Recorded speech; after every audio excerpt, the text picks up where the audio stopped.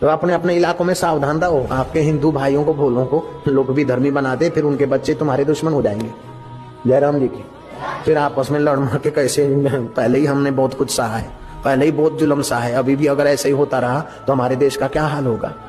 इन लोगों की चाल है कि देश में टुकड़े टुकड़े करा देना। हमारा देश अखंड रहेगा, क्यों नहीं रहेगा। हम लोग मिलकर एक दूसरे को ज्ञान के रास्ते ले जाएंगे, एक दूसरे को मदद करेंगे, एक दूसरे को बचाएंगे, अखंड रखेंगे अपने देश को। क्यों टुकड़ा टुकड़ा होने देंगे हम। आजकल तो क्या करते, आदिवासियों को पहाड़ी इलाकों में ले जाते, ट्रक बंद, गाड़ी बंद कर देते, फिर बोलते भगवान का नाम लो, अम्बा माँ का नाम लो, विठल का नाम लो। वो बोले गाड़ी को धक्का मारो, गाड़ी नहीं चलती क्योंकि ड्राइवर एक्सीलेटर नहीं देता। फिर बोले ये सब भगवान कच्चे झूठे, हमारा यीशु भगवान सच्चा है, उसकी शरण जाओ। हे यीशु भगवान हम तुमको मानते, ऐसा बोलो और धक्का मारो। उन बेचारे गरीब आदिवासियों को ऐसा बुंगला के, और फिर जब वो ऐसा बोलते तो वो एक्सीलेटर देता और गाड़ी चलती है। बोलो अब ये धर्म है कि धतिंग है, सच बताओ तुम लोग। ये आदिवासियों की सेवा है कि आदिवासियों का शोषण है, तुम ही बताओ भाई।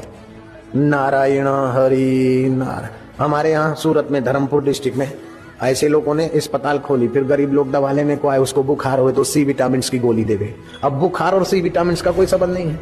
फिर बोले अम्बा माँ का नाम लेके खाओ, कृष्ण का नाम लेके, हमारे सब देवी देवताओं का नाम लेके उसको दवाई रोज रोज देवे, कुछ नहीं हुआ। बोले देखो तुम्हारा देह में दम नहीं है, अब हमारा यीशु भगवान को मानो तो बिल्कुल यीशु भगवान की दया होगी तो तुम ठीक हो जाओगे। तो आज यीशु भगवान को प्रार्थना करो।